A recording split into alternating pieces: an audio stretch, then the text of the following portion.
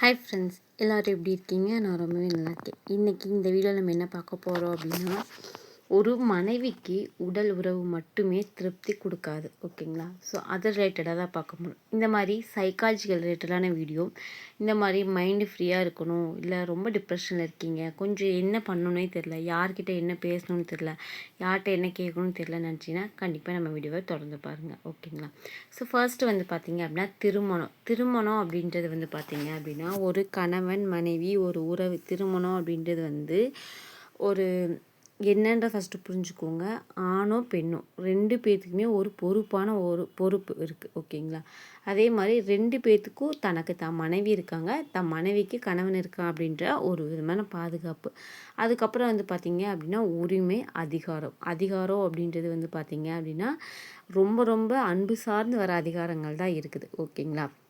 அதுக்கு அடுத்தது வந்து பார்த்திங்க அப்படின்னா காதல் ப்ளஸ் மரியாதை, ஓகேங்களா? இந்த எல்லா விஷயத்துலையுமே வந்து பார்த்திங்க அப்படின்னா உரிமை இருக்குது, அதிகாரம் இருக்குது அப்படின்றதுக்காக இது எல்லாத்தையுமே நம்ம வந்து ஒருத்தர்கிட்டையே நம்ம எதிர்பார்க்கக்கூடாது. லவ்வா நீ கொடு, காதலா நீ கொடு, பொறுப்பா நீ கொடு அப்படின்ற மாதிரி தலைமை பண்பை மட்டும் ஒருத்தரே வந்து இது பண்ணிக்கிட்டு இன்னொருத்தர் மேலே வந்து பார்த்திங்க அப்படின்னா தேவையில்லாத விஷயங்களை மட்டுமே திணிக்கிறது அப்படின்றது வந்து எந்த விதத்துலையுமே வந்து நியாயமான ஒரு விஷயமா இருக்காது, ஓகேங்களா? ஒரு மனைவி ஒரு கணவன் வந்து ஜஸ்ட்டு வந்து ஒரு ரிலேஷன்ஷிப்பில் உடலுறவில் மட்டுமே இருந்தால் வந்து அந்த மனைவி வந்து ஹாப்பியாகிடுவாங்க. இல்லை வந்து கணவன் வந்து கணவனோட சேர்ந்து இருந்தால் மட்டும் கணவனை திருப்திப்படுத்திக்கலாம் அப்படின்னு பார்த்திங்க அப்படின்னா கண்டிப்பாக வந்து அது முடியவே முடியாது, சரிங்களா? அண்ட் அதே மாதிரி வந்து பார்த்திங்கன்னா மனைவி அப்படின்றது வந்து உங்களுடைய சொத்து கிடையாது, சரிங்களா? அவங்க உங்களுடைய லைஃப் பார்ட்னர். அதாவது நீங்கள் இன்னும் ஒரு 50 வருஷமோ 100 வருஷமோ இல்லை 60 வருஷமோ 70 வருஷமோ வாழ போகிற வாழ்க்கைக்கு உங்களுடைய ஒரு பார்ட்னர், ஓகேங்களா? ஸோ அப்படி தான் வந்து நீங்கள் நினச்சிக்கணும். அதிகாரம் அப்படின்றது வந்து பார்த்திங்க அப்படின்னா அது அன்பில் சொல்லணும், அன்பால் இருக்கணும், ஓகேங்களா? நான் வந்து உன்னை கட்டிட்டேன், இதை ஒரு பெண் வந்து ஒரு ஆண் மேலே செஞ்சால் நம்ம ஏற்றுக்குவோமா? கண்டிப்பாக ஏற்றுக்க மாட்டோம், ஓகேங்களா? அதனால் வந்து அந்த விஷயத்தை வந்து ஃபஸ்ட்டு நீங்கள் புரிஞ்சுக்கணும். மனைவின்றது வந்து சொத்து கிடையாது, ஓகேங்களா? அது வந்து ஒரு பொருள் கிடையாது, அவங்க வந்து ஒரு உயிருள்ள ஜீவன். அதை வந்து நீங்கள் ஃபஸ்ட்டு வந்து புரிஞ்சுக்கணும். கணவனும் மனைவியோ 2 பேருமே நான் சொல்கிறேன், 2 பேர்த்துக்குமே வந்து பார்த்திங்க அப்படின்னா கணவனாக இருந்தாலும் மனைவியாக இருந்தாலும் ஒரு உடலுறவு அப்படின்றது மட்டுமே வந்து ஒரு கணவனையும் வந்து அடைக்கிறாது, அதே மனைவியும் அடைக்கிறாது, சீக்கிரம். அது வந்து one of the part of life, one of the part of the அந்த ரிலேஷன்ஷிப்புக்கு ஒரு பார்ட், ஓகேங்களா? அதே மாதிரி வந்து ஆண்மைன்றது வந்து பார்த்திங்க அப்படின்னா ஆளுமை கிடையாது, ஓகேங்களா? நீ எல்லாருமே சொல்லுவாங்க, அதாவது ஒரு குடும்பத்தில் வந்து ஒரு பெண் வந்து தலைமைத்துவமாக நின்று அந்த குடும்பத்தை வழி நடத்தலாம் அப்படின்னா அவன் மேலே வைக்கிற குற்றச்சாட்டு என்ன அப்படின்னா, அவன் மேலே வைக்கிற குற்றச்சாட்டை தாண்டி அந்த இவனுக்கு வந்து ஒன்றுமே இல்லை, இவன் வந்து ஒன்றுக்குமே அப்படிலாம் கிடையாது. அவங்களுக்குள்ளே இருக்கிற ரிலேஷன்ஷிப் என்ன, அவங்களுக்குள்ளே இருக்கிற அண்டர்ஸ்டாண்டிங் என்ன அப்படின்றது வந்து அவங்களுக்கு மட்டும்தான் தெரியும். வெளியிலேருந்து நம்ம பார்த்து ஒரு ஜட்ஜ் பண்ணி ஒரு ஆணை வந்து நம்ம வந்து மட்டம் தட்டுறது அப்படின்றது வந்து கண்டிப்பாக வந்து எந்த வகையிலையுமே வந்து ஏற்றுக்கவே முடியாத ஒரு விஷயம். அதாவது ஒரு பெண்ணுக்கு வந்து ஒரு ஆண் அடங்கி ஒரு அன்பு செலுத்தி ஒரு அனுசரித்து போகிறான் அப்படின்றதுக்காக அவனுக்கு வந்து ஆண்மைத்தன்மை இல்லை, ஆண்மை தலைமை இல்லை, அந்த மாதிரிலாம் நம்ம வந்து சொல்லவே முடியாது, ஓகேங்களா? அண்ட் அதே மாதிரி வந்து திருமணம் அப்படின்றது வந்து ஒரு வாழ்க்கை, நம்ம வாழ போகிற ஒரு 25 வருஷத்துலேயோ 30 வயசுல நம்ம கல்யாணம் பண்ணி அடுத்த அந்த 25 வருஷம் 30 வருஷம் வந்து பார்த்திங்க அப்படின்னா அந்த ஒரு உறவு கூட மட்டும் நம்ம வாழ போகிறோம் அப்படின்ற போது அந்த உறவை நம்ம பேணி பாதுகாத்து வச்சுக்கணும். ஊர் உலகம் 1000 பேசும், ஓகேங்களா?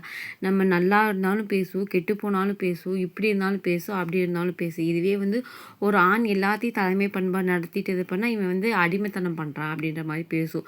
ஸோ பேசுகிறவங்களுக்கு செவி சாய்ச்சிட்டே இருந்தோம் அப்படின்னா செவி மட்டும் தான் செவி மட்டும் சாயாது, கூடிய சீக்கிரத்தில் நம்மளும் சாஞ்சிடும். ஸோ அதனால் வந்து பார்த்திங்க அப்படின்னா நம்ம என்ன பண்ணலாம் அப்படின்னா நம்ம இந்த மாதிரி மற்றவங்கள ஜட்ஜ் பண்ணுறதை நிறுத்திட்டு நம்ம லைஃப்பை வந்து ரன் பண்ணிக்கலாம்.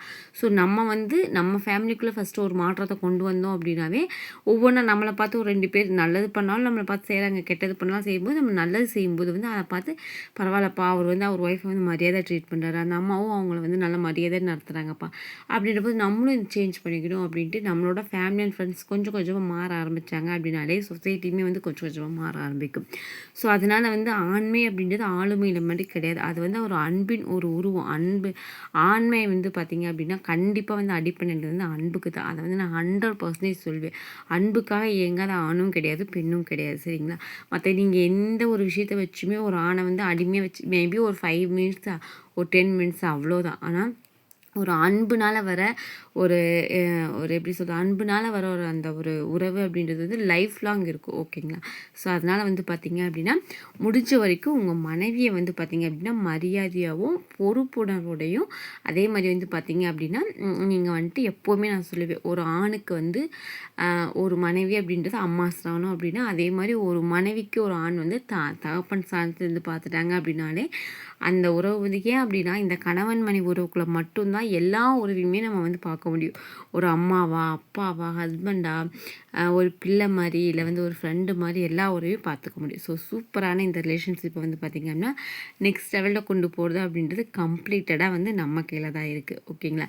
அதனால முடிஞ்ச வரைக்கும் வந்து பார்த்தீங்க அப்படின்னா, உங்க பார்ட்னர வந்து ஹேப்பியா வச்சுக்கோங்க. ஓகேங்களா? ஸோ, அதுதான் இந்த வீடியோவோட மெயினான கருத்து.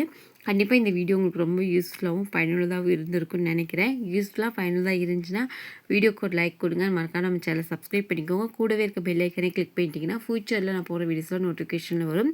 ஸோ, வீடியோ ரொம்ப லென்த்தா போயிடுறதுனால ஷார்ட்டா முடிச்சு நெறைய பேசலாம். இன்னும் நெறைய பேசலாம். நெறைய டைட்டில்ல பேசலாம். நெக்ஸ்ட் வீடியோல பார்க்கலாம். Tata bye. See you. Take care.